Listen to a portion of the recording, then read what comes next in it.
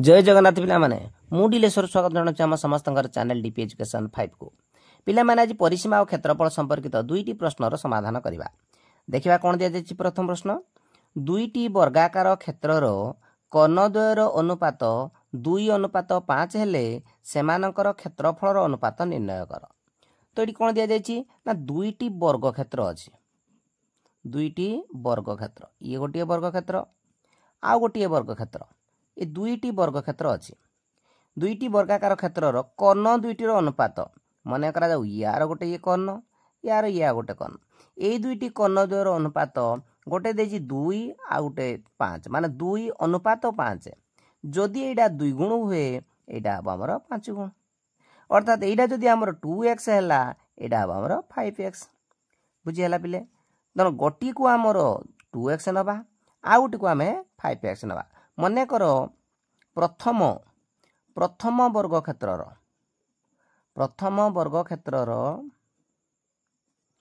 कर्ण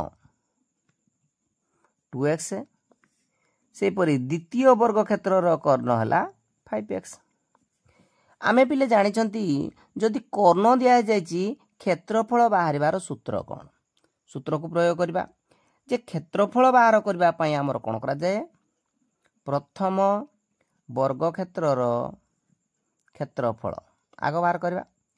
जदि कर्ण देइथिबो, कर्ण देइथिले सूत्र तार कोन पिले हाफ गुणन कर्णर वर्ग। ठीक अछि, अर्थात हाफ गुणन कर्ण एठी केते पिले 2x रो वर्ग। 2x रो वर्ग माने हाफ गुणन 2 रो वर्ग 4 x रो वर्ग x स्क्वायर। आकु जदि काटी दउ जदि से रहबो 2x²। सेहि परि पिले हमें द्वितीय वर्ग क्षेत्रर बाहर करबा। द्वितीय वर्ग क्षेत्रर क्षेत्रफल,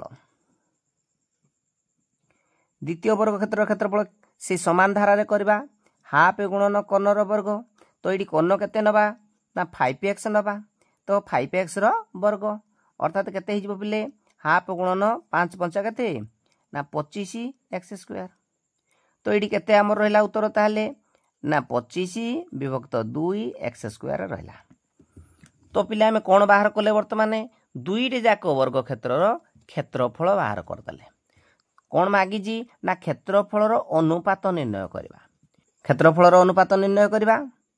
प्रथम वर्ग क्षेत्रर क्षेत्रफल विभक्त द्वितीय वर्ग क्षेत्रर क्षेत्रफल। ठीक अछि, प्रथम वर्ग क्षेत्र क्षेत्रफल केते ना 2x² विभक्त केते ना 25 विभक्त 2x²। जोड़ाईटा बाहर थिला ताले कोन करबा 2x² ए जो विभक्तडा अछि बिले गुणन कर दबा। द्वितीय भग्नांश जोड़ा हर रे जोड़ा अछि तार हमें व्युत्क्रम लिखिबा, अर्थात केते हिजबो 2/25x² हिजो। ये x² को x² बिले कटि गला, आउ केते रहला ना हमर 2 2 4 विभक्त 25 हे गला। 4 विभक्त 25 अर्थ हला 4:25। ताले वर्ग क्षेत्र दुईटीर क्षेत्रफल अनुपात हला 4:25। एबे पिला माने द्वितीय प्रश्न को देखिबा कोन दिया जायछि। एक आयताकार जमीर दैर्घ्य प्रस्थर 3 गुण, एहार क्षेत्रफल 300 वर्ग मीटर, एहार चारि पाखरे बाड़ देबारे मीटर पिछा 5 टंका हिसाब रे केते टंका खर्च हबो।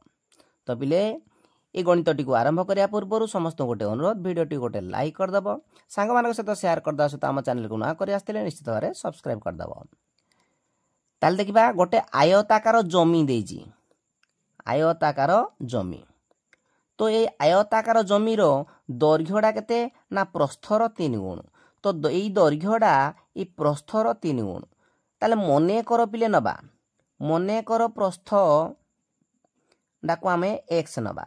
जदि प्रस्थटा हमर x हैला दैर्घ्यटा केते हिजबो तार 3 गुण। x रो 3 गुण केते, तेनु दैर्घ्य बाहरिबो x गुणन 3 अर्थात केते ना 3x। एडा बाहला हमर 3x। आउ कोन देजी एहार क्षेत्रफल देजी। क्षेत्रफल माने ए भीतर अंशडा हला तार क्षेत्रफल। ए क्षेत्रफलडा देजी 300 वर्ग मीटर। एहार चारि पाखरे बाड़ देबारे मीटर पिछा 5 टंका हिसाब रे केते टंका खर्च हबो।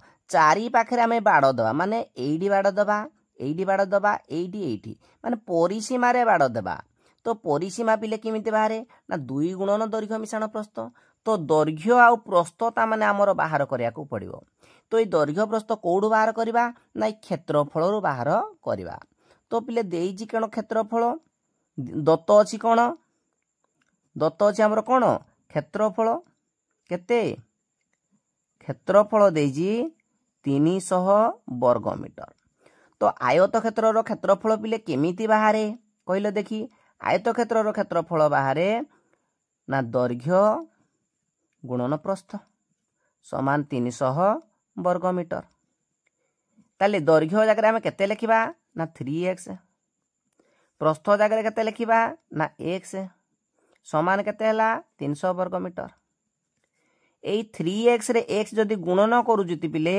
केते हबो ना 3x रो वर्ग मा x स्क्वायर को आ जाए 3x square is equal to बाला 300 वर्ग मीटर जदि पिले एडी देखिबा बेले 3 डा हमर कोन हेजी गुणी हेजी एपटू गले कोन हबो हरि हेजिबो तेनु x स्क्वायर समान हेजिबो 300 विभक्त 3 300 रे 3 होले केते ना 100 वर्ग मीटर ठीक अछि x square is equal to 100 वर्ग मीटर एडी पिले देखो बाम पटरे जदि वर्ग थाए डाहाण पटे गला को वर्गमूल हो जाए माने x स्क्वायर एडी अछि जदि हम x बाहर करबा एडी वर्ग हो जिवो वर्गडा को हम यार पडी नबा कोन हो जिवो वर्गमूल माने 100 रो वर्गमूल माने केते जिवो 10 मीटर हो जिवो जदि पिले x इज इक्वल टू बाहला 10 माने केते एडा कोन प्रस्थ बाहला x इक्वल टू 10 जदि बाहला बेले प्रस्थ बाहला 10 ताल दैर्घ्य केते देथिला